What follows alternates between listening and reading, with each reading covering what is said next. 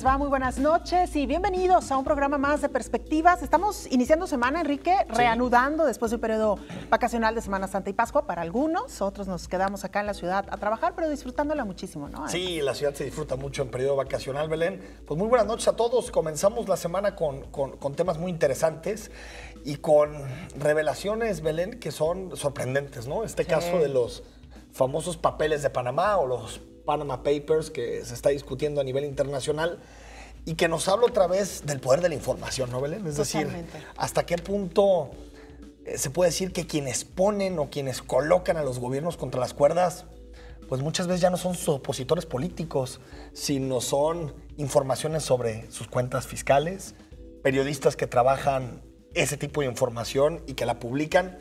A mí se me hace un tema muy rico, ¿no? De los papeles de Panamá. Periodismo de datos que se le conoce también, Enrique, y lo mencionabas, el hecho de que un grupo de periodistas en diferentes países se puedan poner de acuerdo y puedan trabajar en conjunto, independientemente de qué parte del planeta estén, en un trabajo tan interesante y tan profundo. La nueva forma de hacer periodismo, Enrique, lo que nos ha dado las nuevas herramientas como el Internet, el hecho de poder realizar este trabajo en conjunto. Y bueno, el tema en sí, 140 políticos, empresarios y funcionarios de todo el planeta, entre ellos 12 antiguos mandatarios y actuales líderes mundiales, supuestamente relacionados en la creación de miles de empresas y paraísos y recursos que llevaron a paraísos fiscales para que gestionaran su patrimonio. 220,000 sociedades, Belén, y más o menos unos 11.5 millones de documentos que amparan estas sociedades, particularmente en un paraíso fiscal, en Panamá. Y lo interesante de este caso es que embarra a personajes, Belén, de la talla de Vladimir Putin, por ejemplo, con sociedades en estos paraísos fiscales, a la hermana del ex rey de España, a Pilar de Borbón, a Lionel Messi, que lo estamos viendo en pantalla, el futbolista del Fútbol Club Barcelona, es decir, a una serie de políticos y de funcionarios a nivel mundial. Y también, Belén, aquí en México tuvimos nuestro impacto, ¿no? Particularmente con una persona, con Armando Cantú, quien es el titular o el propietario de Grupo IGA, que tiene sociedades en estos paraísos fiscales panameños por poco más de 100 millones de dólares. Lo interesante aquí es, Belén, explicar este concepto del paraíso fiscal, qué es el paraíso fiscal, Así es. porque de pronto se confunde, ¿no? El paraíso fiscal en realidad en sí mismo no tiene nada ilegal. El paraíso fiscal es simplemente un país que cuenta con una fiscalidad muy baja, es decir, con una tasa de impuestos muy baja. Tú puedes, si eres muy rico en un país, llevar tu dinero allá, no te preguntan de dónde viene, no te preguntan de dónde lo sacaste y no te cobran impuestos. Lo único que te cobran es un pequeño dinero por apertura de cuenta para manejar tus recursos, pero tú lo puedes poner al nombre que quieras, es decir, no hay ningún tipo de control. Y hay muchos países a nivel mundial que prácticamente viven de estos recursos. El país más rico de Europa, Luxemburgo, es un paraíso fiscal. Andorra, un pequeño país que está entre Francia y España, es también un paraíso fiscal. Liechtenstein es un paraíso fiscal. Panamá, casi todas las islas del Caribe. Y lo que hacen estos países es que si bien no son competitivos en materia económica, tienen muchos problemas para generar empleos, lo que sí hacen es traer muchísimos capitales de muchísimos lados del mundo que pueden ser legales, pero que por lo menos siempre existe la sospecha de que esos capitales o ese dinero no fue reportado ante la hacienda pública en los países de origen y segundo, pudo haber sido obtenido de manera ilícita. Eso es, digamos, como las dudas que hay de pronto en torno a estos capitales, ¿no? Y el hecho, Enrique, también que uno pensaría que países como México o en desarrollo, particularmente los localizados en América Latina tal vez, pues son muy dados a estas prácticas, a la evasión fiscal, pero no, nos estamos dando cuenta de que personajes con muchos recursos de cualquier parte del mundo pues han llevado a cabo estas mismas prácticas. Es que, digo, es muy fácil el mecanismo, ¿no? Tú recibes, por ejemplo, en México, ¿no? Tú eres un contratista del gobierno y haces hay un business, como se dice, ¿no? Un negocio con algún político, o el político no hace un negocio contigo. Y ahí tienes 15, 20, 25 millones de pesos que si tú metes a una cuenta, pues automáticamente Hacienda lo va a verificar y en ese momento va a decir, oye, ¿y de dónde sacaste ese dinero? Compruébamelo.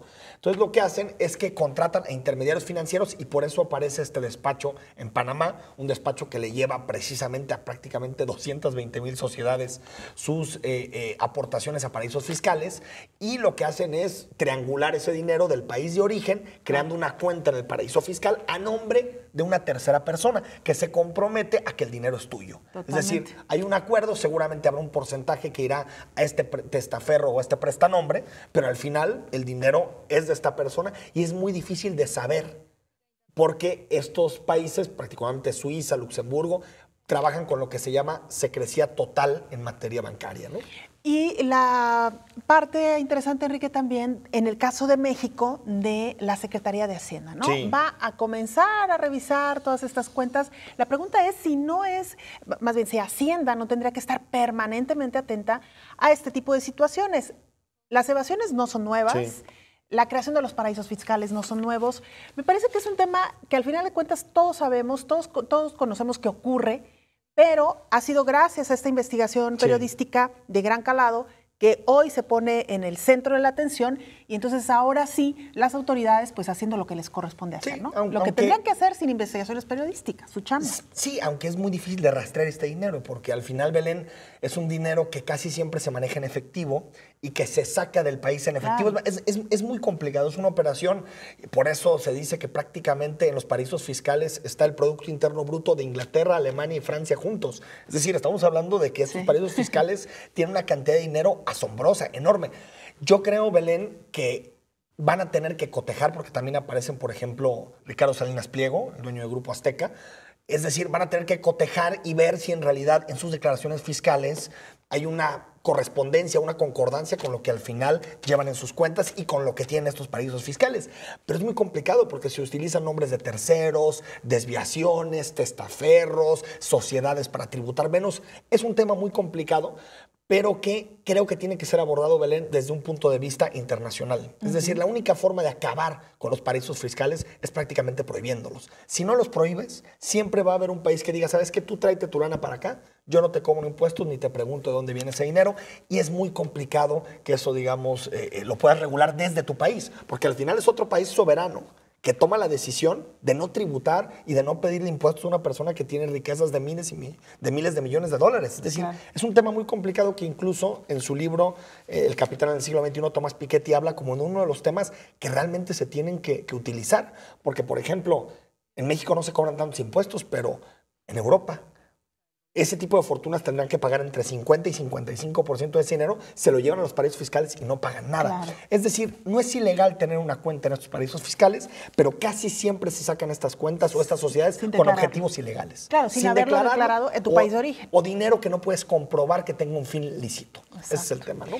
Tremendo. Y como bien lo decías, Enrique, bueno, la discusión, la posibilidad de que estos paraísos terminen, porque es la única manera de que concluyamos con eso. Y que bueno, que al final de cuentas siempre habrá maneras de evasión, ¿eh? Pero bueno, al final... Siempre habrá maneras de evadir y bueno, selfie. Oye, Enrique, y otro gran tema de esta semana también, si usted no tuvo oportunidad de seguirnos y si estaba de vacaciones, el pirata informático Andrés Sepúlveda. Él ha asegurado en una entrevista con Bloomberg Business Week que ayudó al presidente de México, Enrique Peña Nieto, a través pues, de maniobras no legales, maniobras ilícitas, en el triunfo de Enrique Peña Nieto. ¿Cómo lo hizo? Bueno, textual ha mencionado, mi trabajo era hacer acciones de guerra sucia y operaciones psicológicas, propaganda negra, rumores, en fin, toda la parte oscura de la política que nadie sabe que existe, pero que todos ven. Un presupuesto de $600,000 para organizar a 6 hackers que robaron estrategias de campaña, manipularon redes sociales para crear sentimientos, entusiasmo y escarnio. Y bueno, una serie de prácticas, Enrique, que hoy por hoy de nueva cuenta ponen a Enrique Peña Nieto en el ojo del huracán. A ver, yo dividiría, Belén, esto en dos debates. Uno, si debemos de confiar o no en lo que dice esta persona, Sepúlveda, es decir, si en realidad tenemos evidencia de que eso pueda ser real, que bueno, mucha gente dice, es que esta persona se encuentra en una situación carcelaria y está utilizando información e incluso puede inventar información para poder salirse con la suya. Es decir, claro. Ese debate está ahí, pero en realidad, Belén, nos metemos en el debate de las motivaciones y en el tema de las motivaciones, que yo no sé si es donde debemos de poner el eje central, el foco de la atención. Yo creo que más bien es en este segundo debate, que tiene que ver con la forma en que se han transformado las campañas, que yo creo que es el debate importante y estructural. Yo no creo, realmente lo digo, que Enrique Peña Nieto haya ganado la elección porque alguien le dio un operador 50,000 bots o le permitió ser trending topic en Twitter 3 semanas seguidas. Es decir, eso no se me hace la razón de su victoria. Claro. Lo que sí creo es que ha llegado a tal nivel de sofisticación las campañas que estos despachos de consultoría, estos despachos, digamos, que manejan las campañas, que en realidad son los cerebros de las campañas, pues tienen una cantidad de dinero. Lo decía este hacker. Yo tenía un presupuesto solamente para este tema de $600,000. Es decir, prácticamente para hacer lo que él quisiera. Por lo tanto, creo que el debate tiene que ser eso. ¿Qué tanto se puede hacer y hasta dónde pueden llegar los políticos por ganar una campaña? Y este tipo de cosas, termina dejando a sociedades muy divididas. Y a propósito de esto que mencionas, Enrique, ¿qué tanto puede o no ganar alguien, un candidato, una elección con base en esta guerra sucia? Rescatamos por ahí una declaración que hizo Rafael Rubio. Él fue asesor de la campaña online del presidente español Mariano Rajoy. Sí. Y él consideraba que por sí sola una guerra sucia en redes sociales no serviría para ganar una elección. Él textualmente decía, se incurre en un gran error, pues es como crear una batalla de sombra o entre gente muerta. Claro. No es un punto decisivo. Y lo otro que mencionabas, ¿cómo comprobar que lo que dice este hacker es real?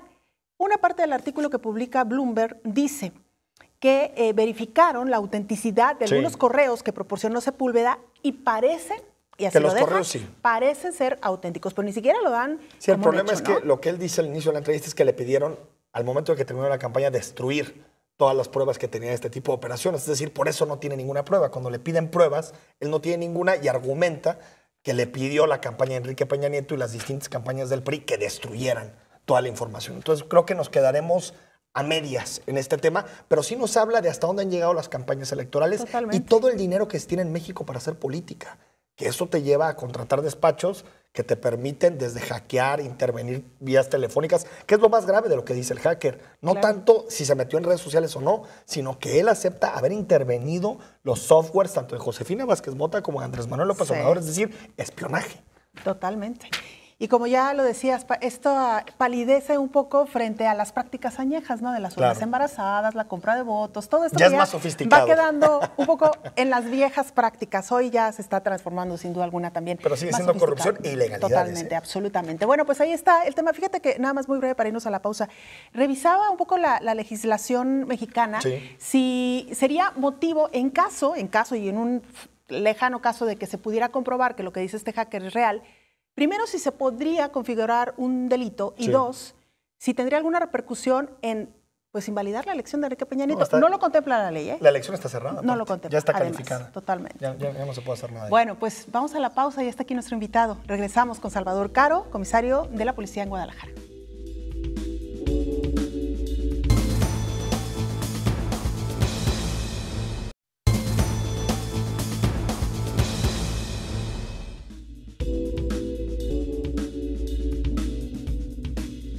Nos acompaña el comisario de Guadalajara, el comisario de la Policía de Guadalajara, Salvador Caro, y antes de platicar con él, escuchemos su semblanza. Salvador Caro Cabrera es licenciado en Derecho por la División de Estudios Jurídicos de la Universidad de Guadalajara y realizó una maestría en Políticas Públicas por el Instituto Tecnológico Autónomo de México. Cuenta con un diplomado en Letras Hispánicas y otro en Historia y Apreciación Cinematográfica. Además, se ha desempeñado como profesor en la UDG. Durante la administración de 1998 a 2000 del Congreso del Estado de Jalisco, fungió como coordinador de asesores. Asimismo, fue diputado local en la 56ª legislatura del Congreso de Jalisco, director del Archivo Municipal del Ayuntamiento de Zapopan, secretario del Consejo Municipal de Crónica e Historia de 2005 al 2006 y fue diputado federal de la 61ª legislatura del Congreso de la Unión de México de 2009 a 2012, regidor de Guadalajara de 2007 a 2009 y se ha desempeñado como coordinador de los ediles de Movimiento Ciudadano en el Ayuntamiento de Guadalajara del 2012 al 2015. Actualmente es el comisario de seguridad en Guadalajara y en fechas recientes ha sido acreedor de críticas por reacciones de la policía, como la que tuvieron ante el enfrentamiento entre taxistas y comerciantes de la Plaza de la Tecnología el pasado 8 de marzo, o los operativos que se han puesto en marcha, como los realizados a las afueras del Estadio Jalisco y el OmniLife. Esta noche, en Perspectivas, platicará con nosotros sobre los retos a los que se enfrenta actualmente en la Comisaría de Seguridad. Salvador Caro, buenas noches, gracias por estar aquí. ¿Qué tal? Muy buenas noches. Es un gusto poder estar de nuevo aquí ante estas cámaras con ustedes. Muchas gracias por la invitación. Bienvenido. Gracias, comisario.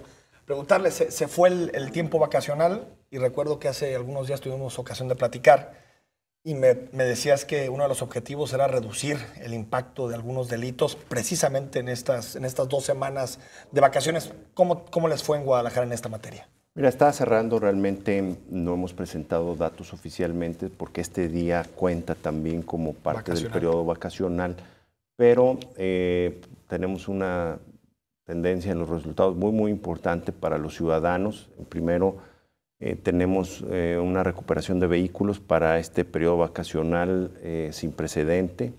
Tenemos el aseguramiento de armas igual, sin precedente, el número de detenidos sin precedente y estamos en la contabilidad del delito de robo a casa habitación, donde vemos una baja sensible, aunque lamentablemente tuvimos algunos sucesos que se dieron, que afectaron a algunos ciudadanos. En general, los indicadores para este periodo son mucho mejores que los años anteriores, pero pues nos faltan muchas cosas por hacer, pero el compromiso de los policías de Guadalajara y de la institución en su conjunto está dado con los ciudadanos, ¿no? ¿Y cómo se consigue obtener mejores resultados? Es decir, ¿qué ha cambiado de anteriores administraciones a esta, hablando de este periodo en específico? Mira, nosotros hicimos un estudio muy puntual de qué pasaba en este periodo, de dónde se daban los incidentes delictivos y a partir de eso construimos mapas de propensión, mapas donde era probable que se dieran los delitos y eso contribuyó a que incrementáramos el número de detenciones y también tuviéramos una prevención importante y disuasión de los delitos porque aplicamos un sistema de patrullaje específico de acuerdo a las necesidades que plantea la ciudad en este momento. Entonces, en general, tal como en esta ocasión, aplicando tecnologías, trabajando en equipo, haciendo los estudios criminológicos respectivos, es como estamos dando resultados. ¿Qué te parece, Belén, si aprovechamos, como lo hacemos en Perspectivas cotidianamente, para escuchar a los ciudadanos que le pregunten al comisario de Policía de Guadalajara algunas de sus principales dudas? Los escuchamos. Vamos a escucharlos. Pues que trabajen mejor las patrullas que ya existen, que hagan su trabajo, porque a veces nada más andan extorsionando gente. Si ven algo realmente que ocupa atención, no le ponen atención, pero si ven personas que pueden extorsionar, se van tras de esas personas. No, pues que le echen más ganas. Sí, la verdad sí, uno piensa que es muy sencillo, pero la verdad ahorita se están robando muchas chavas y, o sea, eso no dice gran cosa de esa persona. Entonces sí, que le pusiera más empeño, porque en realidad las cosas están pasando y no hacen nada. Que no sirven para nada. Cuando les habla uno nunca van, ya van hasta que se mataron, ¿verdad? Por eso cada quien hace lo que quiere. Matan, golpean, roban, no. Porque hay mucha delincuencia, ¿verdad? Que si no organizaban bien su personal, ¿verdad? Que porque pues no hay seguridad, pues, ¿eh? Realmente qué desempeño se está haciendo, ¿no? O sea, si realmente se está llevando a cabo una labor, una función que realmente sea social, que no sea nomás lucrativo, ¿no? O sea, una extorsión de, ok, te multo o te paro y a ver qué dinero te puedo sacar, ¿no? Pues muchísimas preguntas, comisario. Si quieres vamos una por una. El tema de los policías que te extorsionan. ¿Qué se ha hecho en esa materia? Mira, les debo decir, en este periodo de lo que va del año, respecto al periodo similar, o sea, los primeros 3 meses del año respecto a los 3 meses anteriores, tuve una reunión de trabajo hoy con el director de Asuntos Internos y tenemos una reducción en quejas, la Policía de Guadalajara, al 40%. Es decir, 60% menos quejas que para el periodo similar del año pasado, 2015. De acuerdo a los datos que él me daba, va a presentar un informe. Entonces esto nos habla de un avance muy importante. Hemos construido un liderazgo al interior de la corporación donde hemos hecho énfasis en 2 cuestiones fundamentales que implican que podamos salir adelante. Una de ellas es el compromiso con una cultura de la legalidad. Necesitamos sancionar a todo el que comete, buscar que se sancione a todo el que comete un delito o a todo el que comete una falta administrativa. A todos, sin excepción, sean quienes sean. Esto está teniendo cada vez más peso al interior de la corporación. Y el otro, pues un compromiso que se va a notar ahora que empecemos con el nuevo sistema penal, un compromiso de cero tolerancia a las violaciones a los derechos humanos. Nos estamos preparando, estamos trabajando en equipo, hay grupos de 35 personas que están analizando, por ejemplo, las detenciones, que están analizando todo el proceso de la preservación de la escena del crimen, pero hemos trabajado mucho en la detención. Esto nos permite actuar de manera correcta. Esto nos permite, primero, garantizar que las detenciones que va a hacer la Policía de Guadalajara se traduzcan en una sanción a quien comete la falta administrativa o quien comete el delito. Sí. Que las detenciones se den en el contexto de la legalidad, que se den bajo los criterios que permite la Constitución, en el énfasis en el tema de la flagrancia. Hemos dedicado todos estos 15 días pasados en conjunto como corporación a trabajar el tema para que no se califique a la policía con ninguna detención ilegal. Nuestra meta es que, iniciado el nuevo sistema penal acusatorio, todas nuestras detenciones sean legales, sean cuidadas y que al delincuente que llevemos a un juicio sea sancionado. ¿Cómo conseguir este objetivo cuando hay policías que tienen muchos años en la corporación y que estaban acostumbrados a otras prácticas y que de hecho se formaron en un sistema distinto al que ustedes pretenden hoy por hoy instaurar? Con capacitación, con trabajo en equipo y con respaldo. Creamos la unidad de criminalística, que es un cuerpo que comprende a 100 elementos de los casi 2.600, y estos 100 elementos están distribuidos en las distintas zonas, en los distintos horarios, y van a respaldar a todos los demás elementos para que en el ejercicio de su actividad como primer respondiente ante cualquier suceso podamos dar una respuesta con contundencia a favor de la paz, de la seguridad de los tapatíos. Comisario, recuperando algunas de las preguntas que hicieron los ciudadanos, el tema de las jovencitas y los posibles raptos o intentos, ¿cómo van en ese tema? ¿Han recibido más denuncias? No ha habido denuncias de desapariciones, prácticamente todas han tenido un desahogo donde queda comprobado que fueron decisiones personales las que llevaron a estos jóvenes o a estas jóvenes a sustraerse de su familia, en el caso del municipio de Guadalajara. Okay. En el caso del municipio de Guadalajara está pendiente solamente 2 casos, uno del 13 de diciembre del año pasado y otro de febrero. Y lo que sí detectamos, en lo que tienen razón las mujeres que se han manifestado, es en un clima de violencia. Durante muchos años se dejó que las mujeres pues fueran atacadas, fueran victimadas en las calles. Las mujeres son las principales víctimas del robo por arrebato, y a partir de eso, pues las mujeres han reaccionado, han dicho, ¿sabes qué? Estamos hartas, tiene que haber una respuesta, tiene que protegérsenos, y como producto de esto es esta ola de señalamientos que pues están sujetos a análisis. Para nosotros cualquier denuncia de una ciudadana es importante, le damos el valor que ella pretende que se le dé, pero podemos descartar que haya un grupo criminal raptando jóvenes. Eso no existe en Guadalajara. Que haya una actividad sistemática de personas en esto, no existe. Son casos lamentables que se están estudiando desde la perspectiva de las investigaciones. Muchos de ellos son robo por arrebato, donde las mujeres perciben un intento de rapto, y en ese sentido se hacen las investigaciones.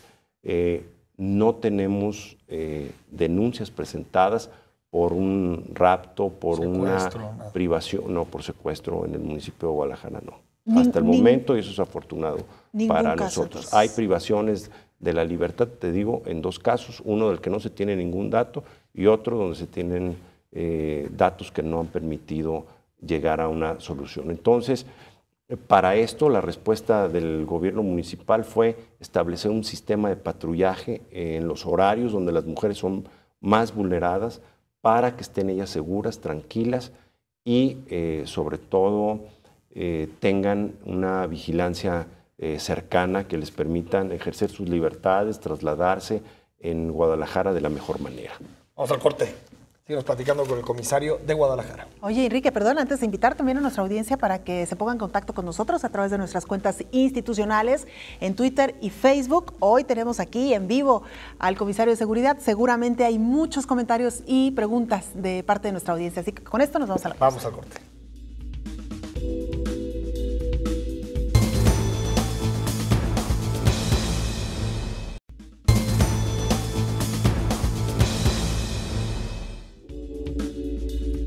Estamos de regreso esta noche en Perspectivas. Gracias por continuar con nosotros. Le invitamos, por supuesto, para que se ponga en contacto a través de nuestras cuentas institucionales en Twitter y Facebook. Ya nos están llegando sus primeros comentarios. Muchas gracias por tomarse la molestia. Y, comisario, antes de irnos a la pausa, hablábamos ya precisamente de estos esfuerzos que se están haciendo por mejorar el trabajo de los elementos policíacos. Hasta este momento, ¿qué resultados ha dado también la aplicación de las pruebas de confianza y hasta dónde realmente han ayudado o no a hacer una depuración adecuada? El tema de los controles de confianza es un tema que es controvertido, ¿no? Un tema que está en continuo perfeccionamiento y sin duda pues es un instrumento ineludible. Es un instrumento que sirve para los controles internos, es un instrumento que en el caso concreto de Guadalajara, en este trabajo cercano con las autoridades estatales, nos ha arrojado una cantidad de 90 elementos que no son revaluables. La mayoría de ellos han acudido al amparo de la justicia y esto obliga a la corporación a tenerlos trabajando, a respetarles sus derechos laborales, en tanto se resuelve ese juicio. De cada 10 juicios de amparo, yo les puedo decir que es prácticamente mitad y mitad. 5 logran ser reevaluados de nueva cuenta y 5 logramos que sean dados de baja. Es un soporte, pero nosotros hemos sumado controles internos. Nosotros hacemos evaluaciones para mover a personas de zona, para integrarlas a los agrupamientos especiales de la corporación. Hay una evaluación muy parecida al control de confianza, nada más no usamos el polígrafo. Hay una investigación de 360 grados, es decir, investigamos a superiores, a subordinados, a compañeros que nos den datos del comportamiento de estos elementos y es así como hemos podido integrar el cuadro de mandos y renovar o crear al interior estos grupos, por ejemplo, UREDES, que se encarga de las unidades deportivas, el nuevo grupo de reacción, UREPAZ, el grupo para la recuperación de la legalidad y la paz pública, que es el que se encarga, por ejemplo, de los eventos masivos. Hemos cerrado, hay una etapa, hemos creado la unidad que el día de hoy inició para la vigilancia de bancos y de todos los edificios públicos y comandancias, la unidad de resguardo y servicios establecidos, y esto pues, ha sido a partir de estas evaluaciones, de los resultados de los exámenes de control de confianza, de las obligaciones que tenemos de no, si tenemos a alguien amparado, pues lo vamos a poner en un lugar donde se respeten sus derechos laborales, pero no ponga en riesgo a los ciudadanos. Creo que somos una corporación que en ese sentido está haciendo un extraordinario trabajo, siempre teniendo en el centro a la seguridad de los tapatíos. Comisario, en el caso de este video que en Pascua fue el tema de la semana, el de Gerardo Ortiz, se habló mucho si en realidad el comisario, el director de la policía tenían, el presidente municipal, realmente el control sobre sus policías. ¿Algo como lo que sucedió en Zapopan no puede pasar en Guadalajara? Bueno, eso seguramente fue una cuestión circunstancial, no representa el trabajo de Roberto Alarcón ni del presidente Lemus en materia de seguridad.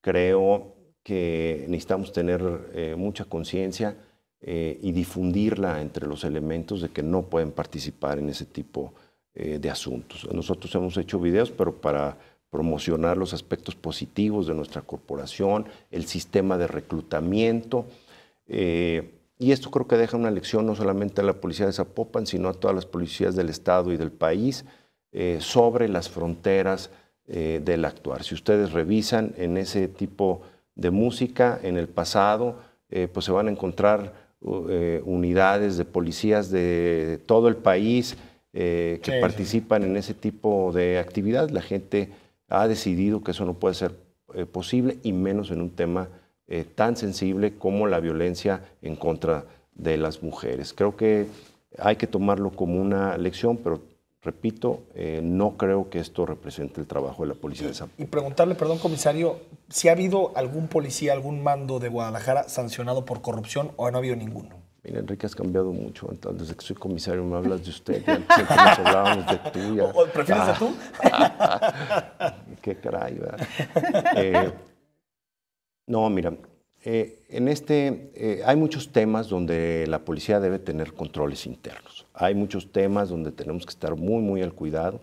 Hay muchos temas donde tenemos que estar vigilándonos para podernos mantener no solamente dentro de la legalidad, sino dentro de las expectativas de los ciudadanos. El principal referente es eso. Por eso nosotros hemos creado un nuevo modelo operativo, un nuevo modelo que está ahorita a prueba, que se van a dar a conocer los detalles, donde el centro de todo está en que podamos rendir cuentas a los ciudadanos y a las autoridades, y que todos sepamos claramente con qué contamos en el lugar donde vivimos y cómo están haciendo el trabajo los policías que vemos día a día en la calle. Pero hasta el momento ningún policía sancionado.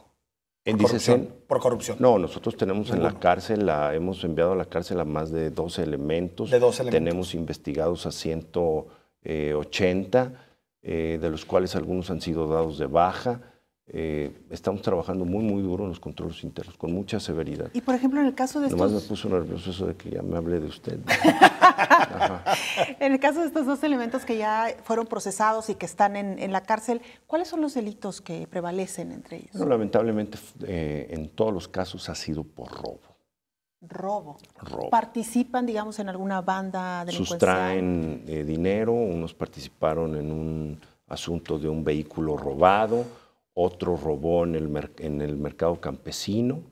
Eso mancha a las instituciones, pero hemos aplicado toda la severidad, porque al igual que en el otro caso que platicamos, eso no representa el actuar de los policías, son 6 entre 2.600. Claro. Sí, afecta la confianza, pero si tú ves esas actividades frente a las actividades de, digamos, entrega heroica de algunos elementos, la verdad es que es totalmente desproporcionado. Son mucho más las cosas buenas que las negativas, pero nosotros nos estamos encaminando a una policía donde no haya actos de ilegalidad. Y creo que eso lo vamos a poder ya vivir en estos próximos 6 meses.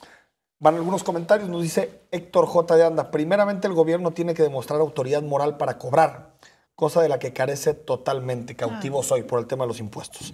Azucena López Méndez. También hay que recordar que antes de los hackers se usó el apagón de luz como medio infalible para modificar el conteo de votos. Sí. Eso sin tomar en cuenta de aquí hasta los muertos votan y ganan candidatos que nadie conoce. Bueno, se ha sofisticado la caída del sistema que decíamos, ¿no? Claro. Para el comisario, nos dice @mcorona884. ¿Y cuáles son las necesidades de los ciudadanos? Pan y circo, no sé a cuál se refiere de cuáles. Jorge Torres. Bueno, en materia de seguridad las necesidades son muy claras. Todos los ciudadanos quieren que esté protegida su vida, su integridad física, que esté protegido sus negocios, sus bienes, su patrimonio en general, y que puedan hacer ejercicio de las libertades, andar en la calle con toda tranquilidad sin que nadie les diga nada, nadie los señale, puedan llevar a cabo su estilo de vida libremente. Eso lo tenemos muy claro en la Policía de Guadalajara.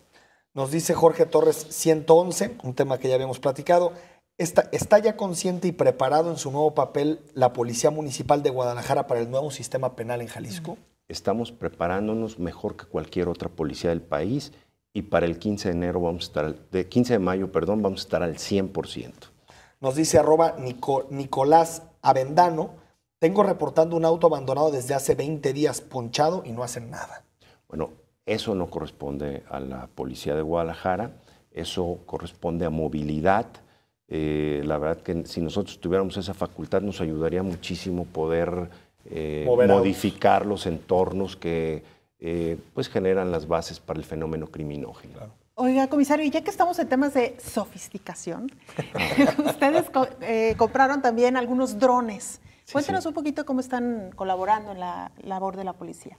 Los drones son instrumentos de gran ayuda, tenemos 2, nos costaron 70 y tantos mil pesos y la verdad es que su tarea ha sido importantísima. Con estos drones hemos podido recuperar vehículos, hemos podido ubicar centros de desmantelamiento de vehículos robados, hemos podido dar seguridad a eventos en el centro histórico, hemos reforzado la seguridad en el Estadio Jalisco, que al inicio me decían que he recibido críticas. Decía, sé que no es de ustedes, es de la producción, que he recibido críticas por sucesos en el Estadio OmniLife, pero el Estadio OmniLife está en Zapopan. Está en Zapopan. Sí, más bien le toca al Estadio Jalisco, ¿no? Sí, y hemos probado un sistema de seguridad que nos da buenos resultados, incomoda, pero la obligación de la Policía de Guadalajara es que nadie esté en riesgo en su integridad física y afortunadamente eso ha sucedido. Hay partidos donde yo lo digo, ni siquiera ha habido necesidad de tener borrachitos porque todos se comportan y se encaminan a sus lugares de destino en orden. Vamos a probar unos aspectos adicionales en beneficio de los asistentes para la siguiente temporada, donde ya esperamos que Clubes Unidos haga algunas inversiones que faciliten las cosas. Adelántanos algo, comisario. Adelante, de usted. Bueno, necesitamos ver los resultados de Clubes Unidos y a partir de eso vamos a hacer que el Estadio Jalisco sea un centro de convivencia segura. Pero los filtros y eso seguirán, ¿no? Van a seguir, pero va a tener beneficios importantes poder atender los filtros. Pues vamos al corte, Belén. Vamos a la pausa. Sigas platicando con el comisario de Guadalajara.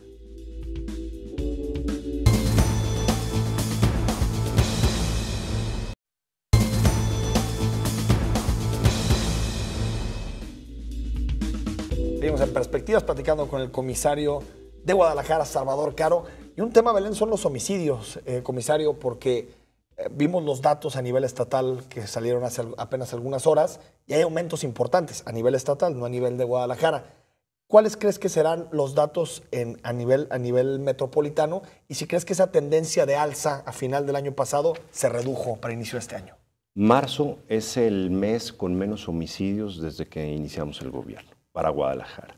Entonces nosotros estamos registrando avances, estamos tomando decisiones importantes en el patrullaje, en el destino del estado de fuerza para poder garantizar la paz, la vida, la tranquilidad de los tapatíos en los lugares donde este delito tiene mayor incidencia. Hemos trabajado en el poniente, hemos trabajado en el sur, lamentablemente se dieron este tipo de sucesos, pero digamos que para el municipio de Guadalajara marzo fue un mes con relativa calma y con otro perfil de homicidios, por ejemplo, los que se dieron en noviembre, que tenían que ver más con ajustes de cuentas entre delincuentes. En este mes fueron sucesos que tenían que ver con riñas, con violencia, con cuestiones intrafamiliares, que es un fenómeno que se está presentando en la zona metropolitana de manera muy terrible, pero estamos avanzando. Oiga, comisario, a propósito de este tema, la violencia intrafamiliar y los feminicidios también que lamentablemente continúan a la alza, hubo un acuerdo, un convenio también dentro del Ayuntamiento de Guadalajara para atender de manera coordinada desde las diferentes instancias esta problemática. ¿Cómo va a intervenir la policía? Nosotros creamos, antes de cualquier otro suceso, hace casi 3 meses, una mesa operativa.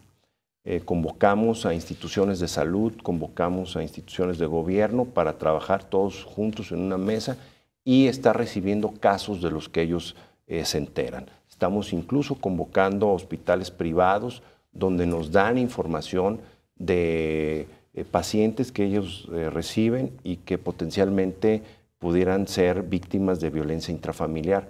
Esto es la mesa operativa, no tiene precedentes, fue a sugerencia de una feminista, de una investigadora muy reconocida del norte del país que nos dijo, tienen que hacer esto.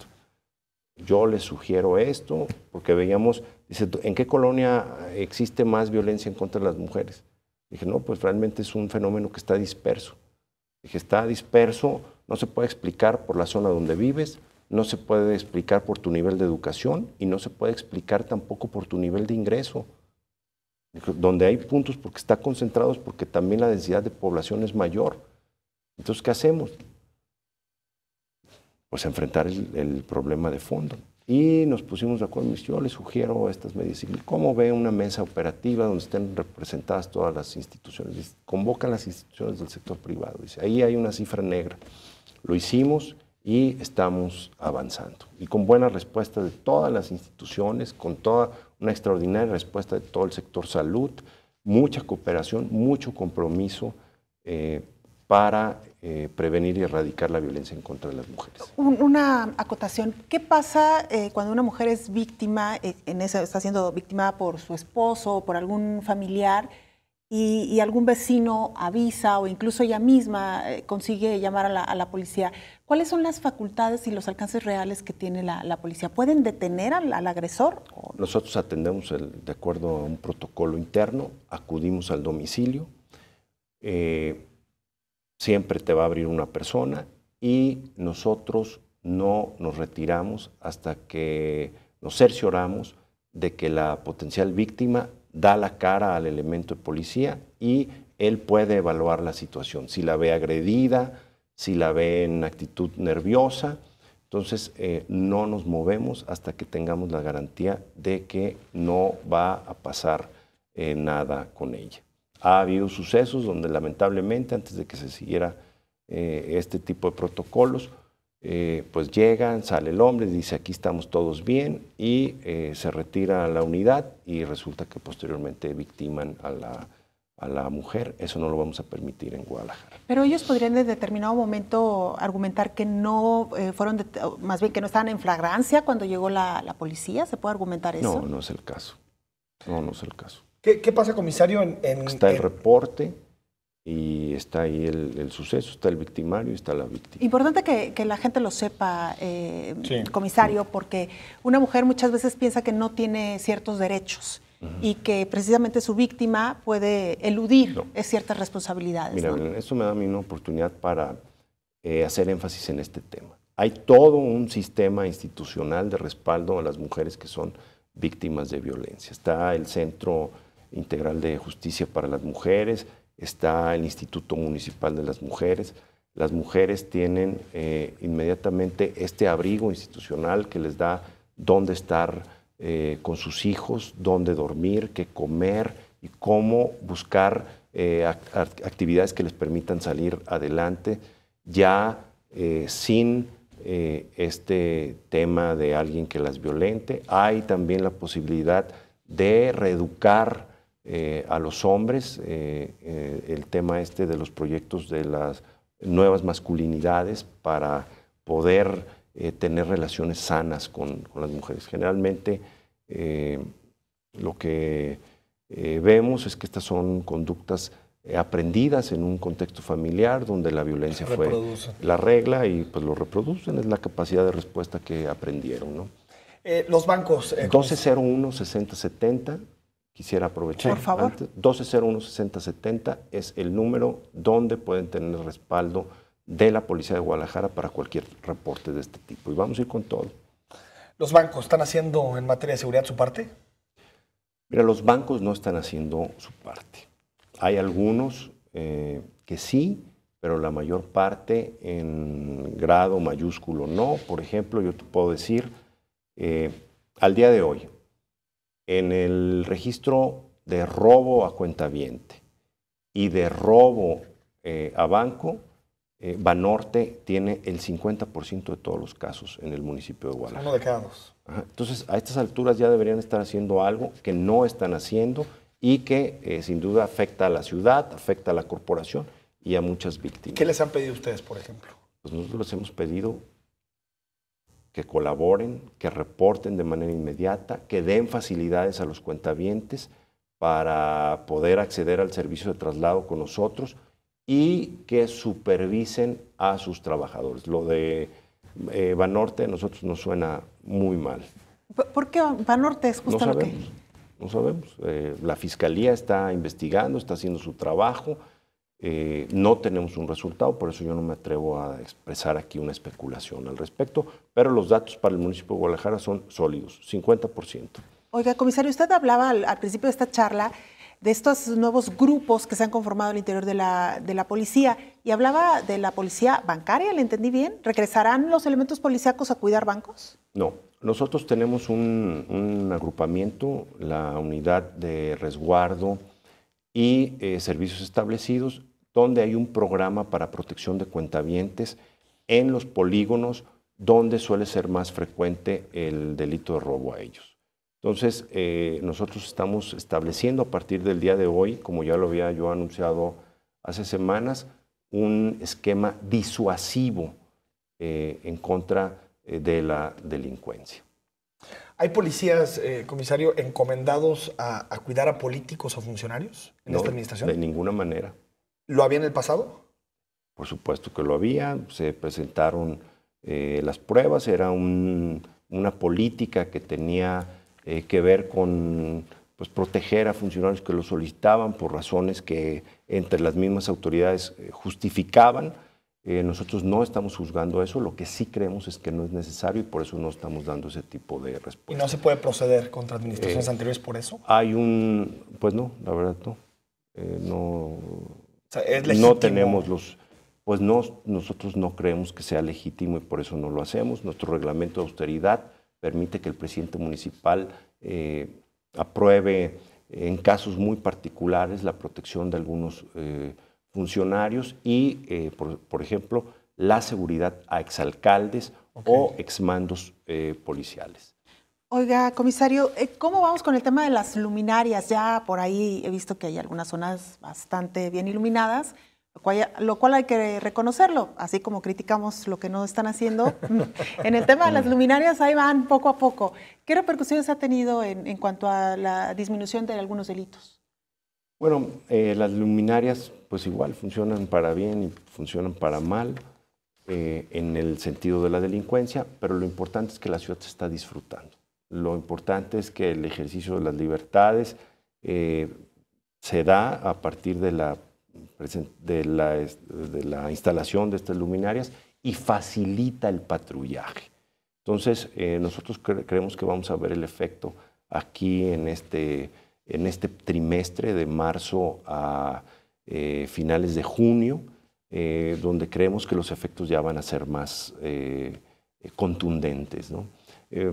Lamentablemente hay un trabajo pendiente, que es el de los espacios urbanos seguros, con los que está comprometido el presidente municipal Enrique Alfaro, que es, digamos, la política que sí. Ya tienen las luminarias, pero hay algunos espacios, hay algunos puntos que le siguen sirviendo a la delincuencia y ahí es donde asaltan, ahí es donde se llevan el vehículo. ¿En espacios iluminados o no iluminados? No, en espacios inseguros. Pueden ser iluminados, no pero iluminados. Inseguros, ¿no? Hay todavía tareas pendientes, pero estamos avanzando a pasos agigantados para hacer de Guadalajara una ciudad tan segura como nunca lo había sido antes. ¿Salvador Caro quiere ser candidato a algo en 2018, a presidente municipal de Guadalajara? Mira, yo ni me acuerdo de eso de las candidaturas. Con tanto trabajo, pues no tienes tiempo para pensar esas cosas, ¿verdad? Pero descartado no está. Bueno, la verdad es que yo estoy entregado a la tarea de la seguridad pública, no tengo carrera política, en este momento toda mi carrera política está cancelada, yo me dedico al tema de la seguridad que no es compatible con las actividades políticas. Entonces, mientras esté aquí, no tengo nada que decir de cuestiones de aspiraciones o ese tipo de asuntos. ¿Le ha tomado el gusto a la corporación policíaca? Me siento muy comprometido con mis compañeros, con los ciudadanos, con el presidente municipal. Es la oportunidad más importante que he tenido en mi vida para poder servir a los demás. Comisario Salvador Caro, muchas gracias por haber estado con nosotros. Al contrario, un gusto. Gracias. Muy buenas noches. Enrique, próximo miércoles. Una charla también muy interesante y estar con nosotros el alcalde de Tonalá, así que desde ahora ya pueden empezar a mandar sus preguntas y comentarios. Nosotros nos despedimos. Muy buenas noches.